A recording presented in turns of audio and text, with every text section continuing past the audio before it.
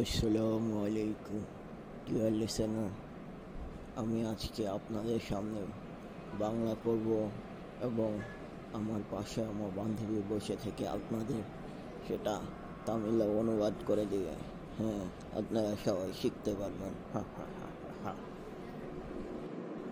Dear listener, நான் ஆயிஷா அவங்க தமிழ் বাংলা பேசுவேன் அதை நானே தமிழில் ட்ரான்ஸ்லேட் பண்ணுவேன். நீங்கள் எல்லாரும் கற்றுக்கோங்க. আপনি কেমন আছেন? நீங்கள் எப்படி இருக்கீங்க? আমি ভালো আছি। நான் நல்லா இருக்கேன். আপনি কি খাবার খেয়েছেন?